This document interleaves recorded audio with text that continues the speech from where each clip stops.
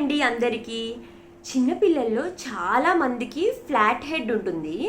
కొంతమందికి పుట్టిన కొన్ని నెలలకి హెడ్ ఫ్లాట్ అవుతుందన్నమాట.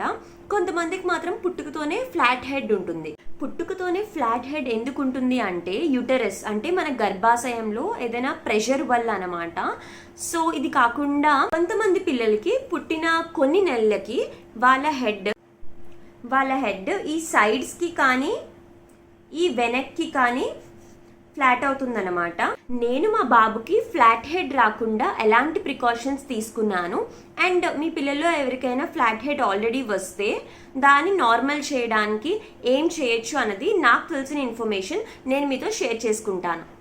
సో పుట్టిన కొన్ని మంత్స్కి హెడ్ ఎందుకు ఫ్లాట్ అవుతుంది అంటే నెంబర్ 1 వాళ్ళ స్లీపింగ్ పొజిషన్ వల్ల వాళ్ళ స్కల్ బోన్స్ చాలా సాఫ్ట్గా ఉంటాయి. సో పడుకునేటప్పుడు వాళ్ళ హెడ్ ఒక పొజిషన్లోనే ఉంచేసారనుకోండి, ఇలా వాళ్ళ బ్యాక్ పైన పడుకునిపోయి ఉండిపోయినా లేక సైడ్స్కి పడుకుండిపోయి ఉండిపోయినా అలా కంటిన్యూస్గా హెడ్ ఏమో ఫ్లాట్ అయిపోతుంది అనమాట.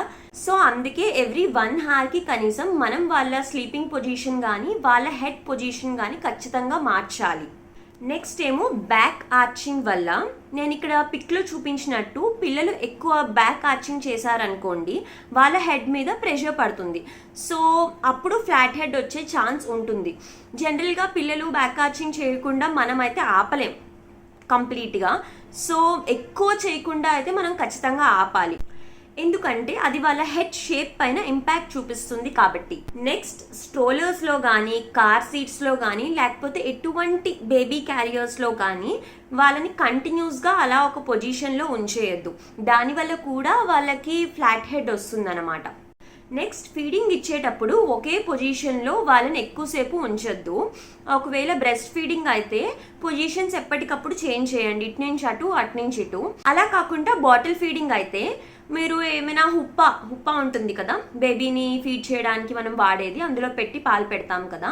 సో అలాంటిది ఏదైనా అందులో పెడితే ఫీడింగ్ అయిపోగానే వెంటనే తీసేయండి అందులోంచి బేబీని. క్యారియర్లా కంటిన్యూస్గా మాత్రం వాడద్దు.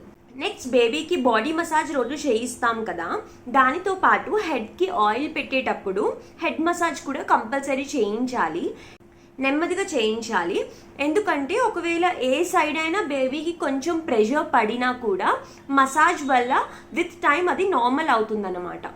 ఇప్పుడు కొన్ని మీడియం టు ఎక్స్ట్రీమ్ కేసెస్లో బేబీ యొక్క హెడ్ చాలా ఫ్లాట్ అయిపోతుందన్నమాట. సో అలాంటప్పుడు మీ పీడియాట్రిషియన్ యొక్క అడ్వైస్ కంపల్సరీగా తీసుకొని స్లీప్ కర్వ్ మ్యాట్రెసెస్ అని కొన్ని మ్యాట్రెసెస్ ఉంటాయన్నమాట. అంటే ఆ మ్యాట్రెస్ ఫ్లాట్గా ఉండదు, వాటికి ఒక షేప్ ఉంటుంది.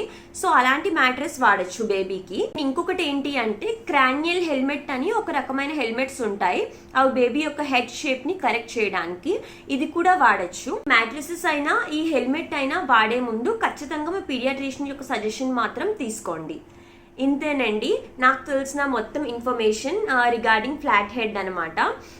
సో వీడియో మీకు కొంచెం ఉపయోగపడిందని అనిపించినా లేకపోతే మీకు వీడియో నచ్చినా ఖచ్చితంగా మీరు లైక్, కామెంట్, షేర్, సబ్స్క్రైబ్ చేయండి. మనం మంచి ఫ్రెండ్స్ అవుదాం.